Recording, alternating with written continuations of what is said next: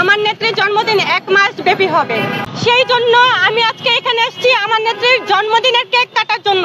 আওয়ামী লীগ সরকার দুর্নীতি করেছে, তাদেরকে বলতে চাই আপনারা যেটা দুর্নীতি বলেছেন সেটা আসলে দুর্নীতি না, সেটা হলো ভালোবাসা।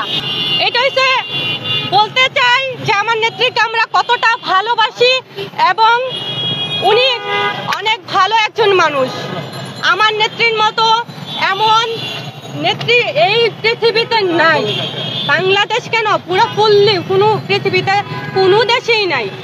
এত কাজ করা, এত দেশের মানুষকে এত ভালোবাসা। এমন আমার এই আমার ব্যাগটা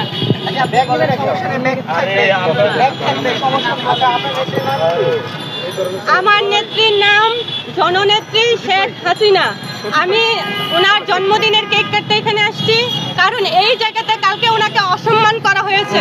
সেই জায়গায় আমি এই যে রাজু ভাস্কর সামনে আসছি যে ওনাকে অসম্মান করা হয়েছে যেই জায়গায়, সেখানে আমি তাকে সম্মান জানাতে এসেছি। হ্যাঁ, অবশ্যই কেটেছি, গতকালকে কেটেছি বাসায়, আজকে কাটছি এখানে।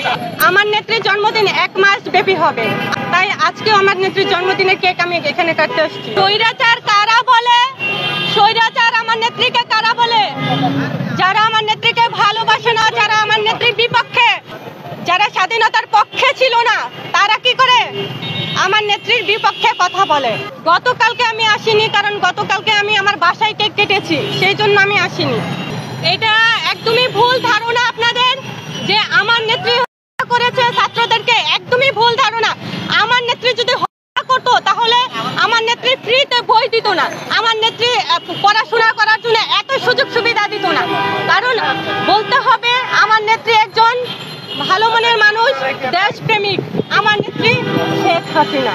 আমি শুধু বলতে চাই যারা বলছে যে দুর্নীতি করেছে, আওয়ামী লীগ সরকার দুর্নীতি করেছে, তাদেরকে বলতে চাই আপনারা যেটা দুর্নীতি বলেছেন সেটা আসলে দুর্নীতি না, সেটা হলো ভালোবাসা।